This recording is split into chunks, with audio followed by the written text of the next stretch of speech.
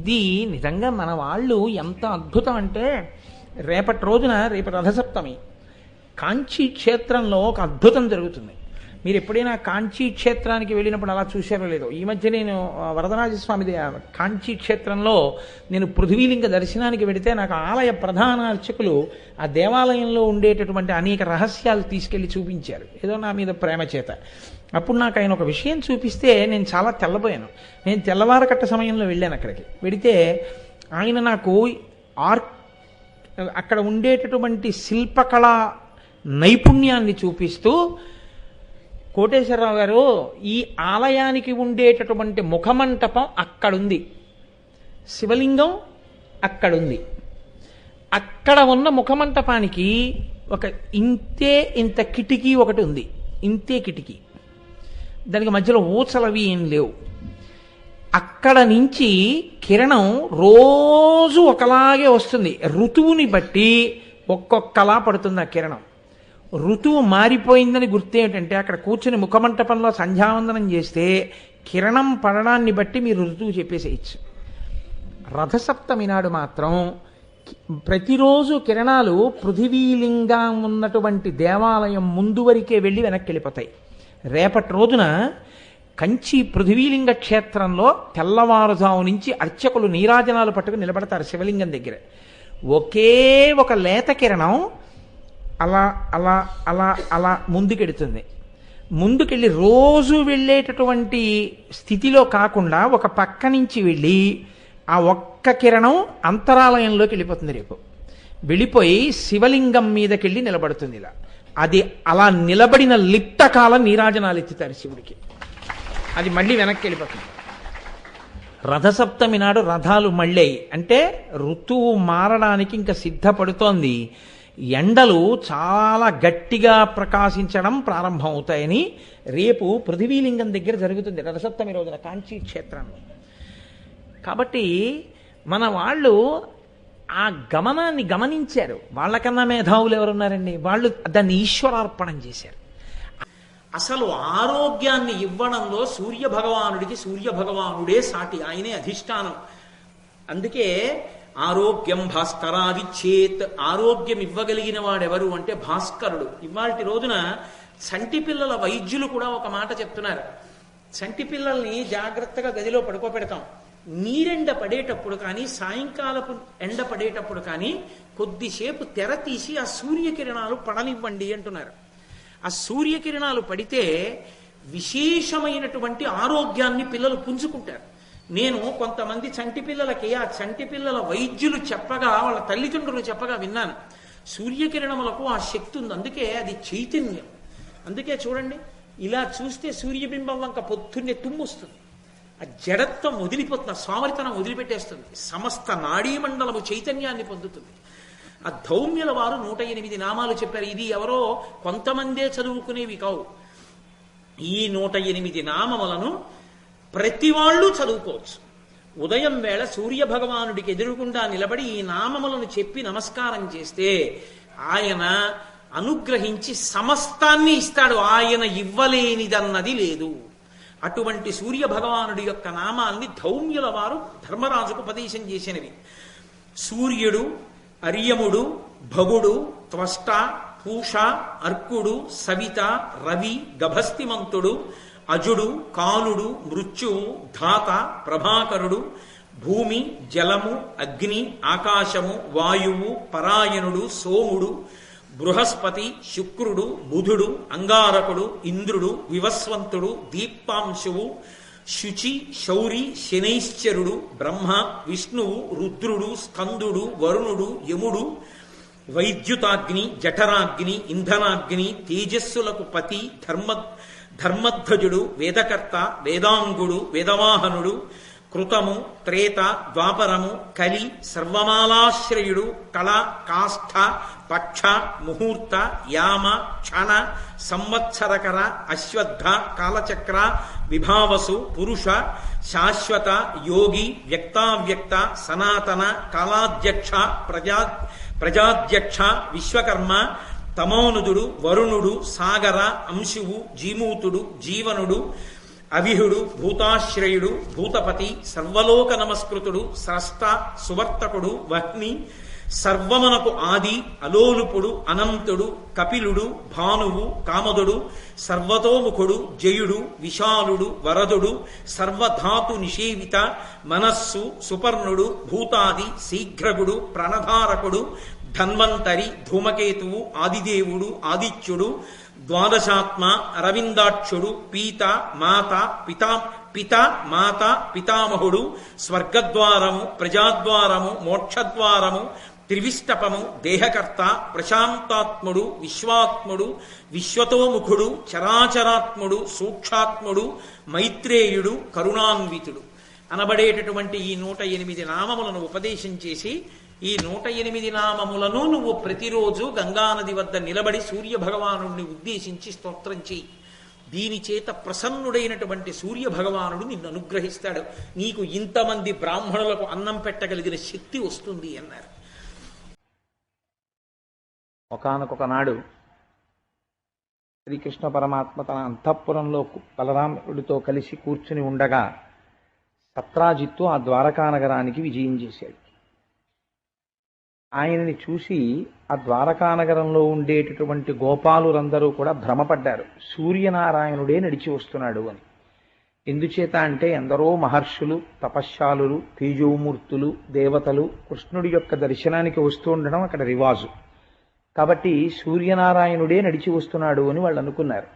అనుకుని పరుగు పరుగున వెళ్ళి కృష్ణ భగవానుడికి చెప్పారు, అయా ఇవాళ సూర్యుడే దిగి వచ్చాడు, భూమి మీద నడిచి వస్తున్నాడు.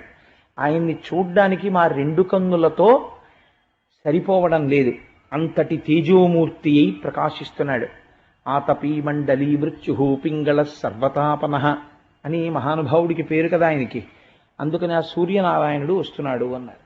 అంటే ఒక చిరునవ్వు నవ్వి కృష్ణ పరమాత్మ అన్నారు, ఆ వస్తున్నవాడు సూర్యనారాయణుడు కాదురా, నిజంగా సూర్యనారాయణుడే కిందకి దిగి వస్తే ఈ భూమండలం ఉంటుందా?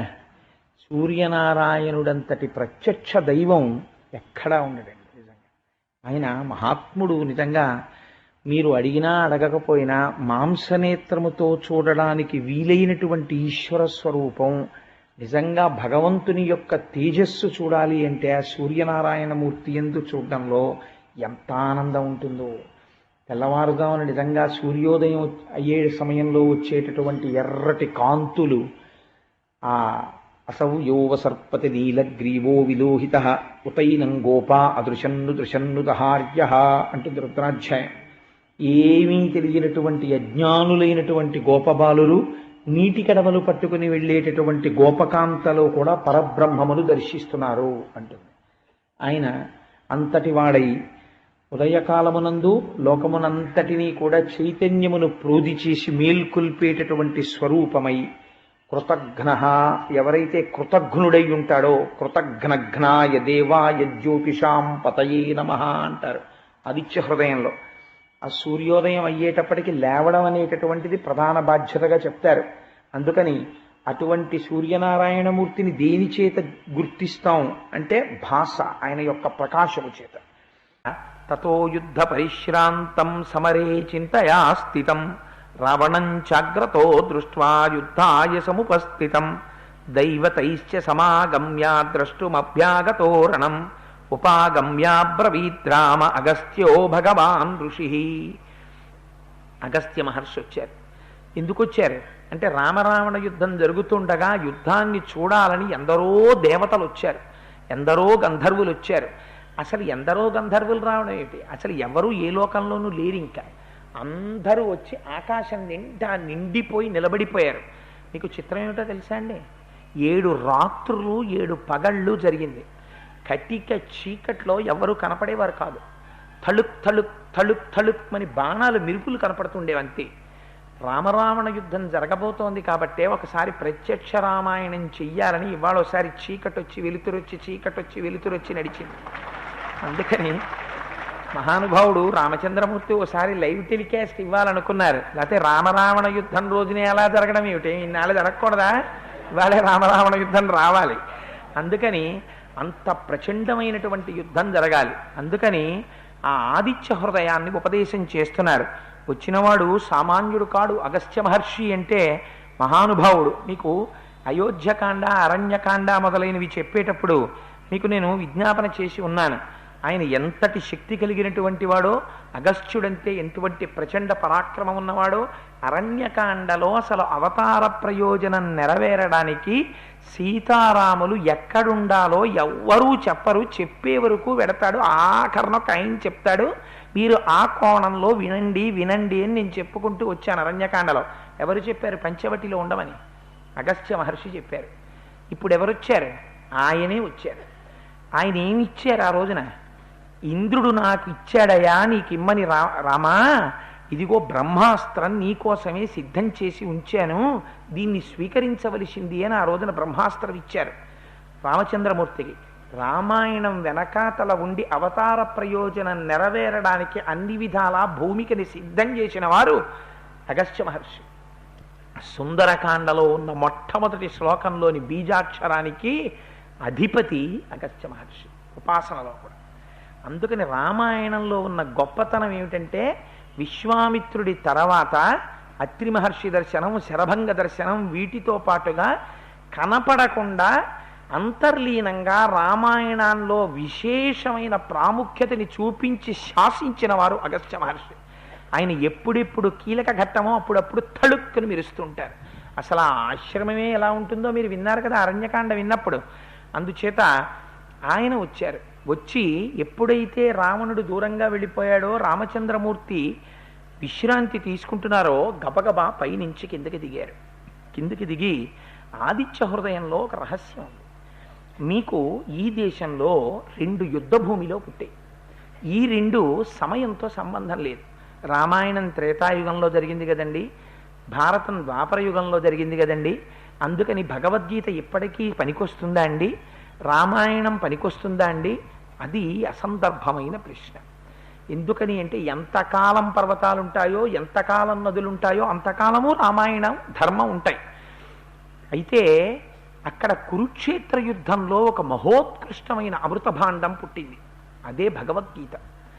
అది అర్జున విషాద యోగం వల్ల పుట్టింది. అర్జునుడు మోహాన్ని పొంది శత్రువులను చూసి ధార్మిక బుద్ధిని పొందాడు. వీళ్ళని చంపచ్చా? అయ్యయ్యో వీళ్ళని చంపితే సమాజం ఇలా అయిపోతుంది, మా తండ్రులు ఉన్నారు, మా తాతలు ఉన్నారు, వాళ్ళున్నారు, వీళ్ళున్నారు, నేను చంపడం ఏమిటి? కృష్ణ రథాన్ని వెనక్కి తీసుకెళ్ళిపో, నేను చంపలేను, నేను ఈ నిత్తుటి కూడు తినను, నేను ఈ రాజ్యం చెయ్యను అంటూ ఉంటే, ఆనాడు మహానుభావుడు కృష్ణ పరమాత్మ భగవద్గీత చెప్పారు. ఆ భగవద్గీత ఆనాటి నుంచి ఈనాటికి ఏనాటికి మనందరికీ శిరోధార్యమే. అలాగే రామాయణంలో యుద్ధభూమిలో ఆదిత్య హృదయం పుట్టింది. ఎలా అయితే అర్జునుడు విషాదాన్ని పొందాడో అలాగే ఇక్కడ రామచంద్రమూర్తి కూడా బడలిక చెందారు. రావణ సంహారం ఎలా చెయ్యాలి అని ఆలోచన చేస్తున్నారు. అక్కడ కృష్ణ భగవానుడు ఉపదేశం చేశాడు, ఇక్కడ అగస్త్య మహర్షి ఉపదేశం చేస్తున్నారు. గమ్మత్ ఏమిటంటే, రాముడికి అనేకమైన అస్త్రములను ఉపదేశం చేసిన వాళ్ళు ఉన్నారు. బ్రహ్మాస్త్రము, యామ్యాస్త్రము, ఐంద్రాస్త్రము, వారుణాస్త్రము, తర్వాత పాశుపతాస్త్రము, ఇవన్నీ ఉపదేశం చేశారు. ఇవాల్టి రోజున మనం ధనుర్వేదంలో ఉన్న అస్త్రాలని ఉపదేశం పొందడానికి వీలు కుదరదు. కానీ మీకు రామాయణంలో ఎక్కడా ఏ దేవతని ఉద్దేశించి కూడా 24,000 శ్లోకాలలో ప్రత్యక్షంగా ఒక దేవతా స్తోత్రములనేటివి కనపడవు. ఒక్క ఆదిత్య హృదయ స్తోత్రాన్ని ఒక్కదానే మహర్షి కటాక్షించారు. అది కూడా ఎంతసేపు ఎలా కటాక్షించారో తెలుసా అండి? ఆదిత్య హృదయానికి ఒక రహస్యం ఉంది. మీరు బ్రహ్మాస్త్రం పొందలేరు, ఐంద్రాస్త్రాన్ని పొందలేరు, యామ్యాస్త్రాన్ని పొందలేరు, వాయవ్యాస్త్రాన్ని పొందలేరు. అందుకే అక్షర రూపమైన అస్త్రాన్ని ఎంతకాలమునకు మీరు పొందేటట్టుగా మహర్షి జాతికి చేసిన కృప ఆదిత్య హృదయం. ఆదిత్య హృదయం మీ అమ్ముల పొదిలో ఉంటే రాముడి దగ్గర ఎన్ని అస్త్రాలు ఉన్నాయో అన్ని అస్త్రాలు మీరు చేతిలో పట్టేసుకున్నట్టే. అంత శక్తివంతం ఆదిత్య హృదయం. అందుకే మహర్షి దాన్ని ఉపదేశం చేస్తూ 31 శ్లోకాలు మాత్రమే చెప్పారు. 31 శ్లోకాల్లో అవి ప్రారంభం చెయ్యడం కూడా తతో యుద్ధ పరిశ్రాంతం అంటూ మొదలవుతుంది. తత్వతో మొదలైన కాండ సుందరకాండ. తతో రావణ నీతాయా సీతాయా శత్రుకర్షణ అని మొదలైంది. తత్తుతో మొదలై తత్తుతో పూర్తయింది సుందరకాండ. మళ్ళీ తత్తుతో ప్రారంభమైనటువంటి మహోత్కృష్టమైన స్తోత్రం ఆదిత్య హృదయం. అందుకే తతో యుద్ధ పరిశ్రాంతం అంటూ మొదలుపెట్టారు. గమ్మత్తు ఏమిటంటే ఈ 31 శ్లోకాల్లోనూ మొట్టమొదటి శ్లోకాన్ని మీకు అగస్త్య మహర్షి వచ్చి చూసి కిందకి దిగారు అనేటటువంటి పరిచయ శ్లోకంగా పక్కన పెడితే 30 శ్లోకాలు మిగులుతాయి. 30 శ్లోకాల్లో మొట్టమొదటి 8 శ్లోకాలు మీకు అంగన్యాస కరన్యాసాలకి, తదనంతరం ఆ 8 శ్లోకాలు ఆ స్వరూప విశేషణానికి సరిపోతే చివరి 8 శ్లోకాలు అనంతరమైన ఫలసిద్ధిని చెప్తే ఇంకా మిగిలిపోయేటటువంటివి అటు 8 ఇటు 8 16 శ్లోకాలు వెళ్ళిపోతే మొట్టమొదట మీకు పరిచయం చేసినటువంటి శ్లోకం ఒకటి వెళ్ళిపోతే ఎన్ని వెళ్ళిపోయాయి అప్పటికి 9 9 18 శ్లోకాలు వెళ్ళిపోతే ఇంకా 12 శ్లోకాలు మిగుతాయి. 8 కాదు 9 9 అటు 9 ఇటు 9 తీస్తే 18 పోతే 12 శ్లోకాలు ఉంటాయి. 18 12 30 మొట్టమొదటిది అగస్త్య మహర్షి కిందకి దిగినటువంటి శ్లోకం 31 శ్లోకాలు. మీకు గమ్మత్తు ఏమిటో తెలుసా అండి? ఆదిత్య హృదయాన్ని మీరు ఎప్పుడు చదవాలి అంటే అగస్త్య మహర్షి చెప్పేశారు. కాంతారేషు భయేషు చ, మీరు మహారణ్యంలో ఉండండి, మీరు విపరీతమైనటువంటి భయాన్ని పొంది ఉండండి, ఏదైనా ప్రమాదం వచ్చేస్తూ ఉండనివ్వండి. మీకు మిగిలినటువంటి దేవతల్ని ఉపాసన చెయ్యాలంటే మీరు మనస్సు లోపల దర్శనం చెయ్యాలి. మీ మనస్సు ఖేదాన్ని పొందేసింది అనుకోండి ఎప్పుడైనా, అప్పుడు మీరు ఏ మంత్రాన్ని ఉపాసన చేస్తున్నారో ఆ స్వరూపాన్ని నిలబెట్టడం కష్టం. ప్రార్థనా శ్లోకం చేసినా నిలబడదు. పైగా బీజాక్షరాలతో కూడుకున్నటువంటి మంత్రములు చెయ్యాలంటే, అటువంటి ఉపాసన చెయ్యాలంటే దానికి ఒక ప్రత్యేకమైన పద్ధతి ఉంటుంది. ఎప్పుడు పడితే అప్పుడు మంత్రం చేయడానికి వీల్లేదు. అది స్నానం చెయ్యాలి, దానికి కొన్ని నియమాలు ఉంటాయి. ఆ నియమాలు పాటించి మంత్రం చెయ్యాలి. ఆదిత్య హృదయానికి మీకు ఆ బాధ లేదు. మీరు నడుస్తూ కూర్చుని నిలబడి అరణ్యంలో ఉండండి, ఎక్కడ మీకు భయం వేయనివ్వండి. ఒక్కసారి మీకు అదృష్టం ఏమిటంటే సూర్యుడు ఎప్పుడూ ఆకాశంలో ఉంటాడు. నేను సూర్యుడిని చూడలేదన్న వెర్రివాడు ప్రపంచంలో ఉండడు. కళ్ళు మూస్తే సూర్యదర్శనం అయిపోతుంది మీకు. అటువంటి కానీ ఒక్కటి జ్ఞాపకం పెట్టుకోండి, ఆదిత్య హృదయం చదివేటప్పుడు కళ్ళు మూసి నమస్కారం చేస్తే సూర్యోదయం అవుతున్న సూర్యుడిని ఉపాసన చేయాలి. ఉపాసన చేసి 3 సార్లు చదవమని ఇందులో మహర్షి చెప్పారు. కానీ ద్వాదశాత్మన్నమోస్తుతే 12 ఆదిత్యుల్ని అందులో ఉపాసన చెప్పారు. అందుకే నిన్నటి రోజున ఇక్కడ ఆదిత్య హృదయం జరిగితే 12 మాటలు అందరితో చెప్పించడానికి కారణం అది. అందుకని మీకు మిగిలినటువంటి దేవతా స్వరూపాలు ఈ కంటితో చూడ్డానికి కుదరదు. ఒక్క సూర్యనారాయణమూర్తిని మాత్రం మీరు ఈ కంటితో చూడొచ్చు ఎదురుగుండా. ఈ కంటితో చూసి దర్శనం చేసి నమస్కారం చేసుకోవచ్చు. చేసేసి మీరు ఎలా ఉండండి, మీకు చాలా భయం వేసేసింది అనుకోండి, వెంటనే ఒక్కసారి కళ్ళు మూసుకుని తతో యుద్ధ పరిశ్రాంతం సమరే చింతయా స్థితం రావణంచాగ్రతో దృష్ట్వా యుద్ధాయ సముపస్థితం, తప్పులు లేకుండా 31 శ్లోకాలని కంగారుగా కాకుండా ఉచ్చారణ దోషం లేకుండా చదివితే ఎంతసేపు పడుతుందో తెలుసా అండి? ఖచ్చితంగా సూర్యమండలాంతర్వర్తి అయినటువంటి భగవానుడు సూర్యబింబంగా ఆకాశంలోకి వచ్చి ప్రస్ఫుటంగా ఉదయించడానికి ఎంత సమయం పడుతుందో ఆదిత్య హృదయం చదవడానికి అంతే సమయం పడుతుంది. అలా దాన్ని తీసుకొచ్చారు మహర్షి.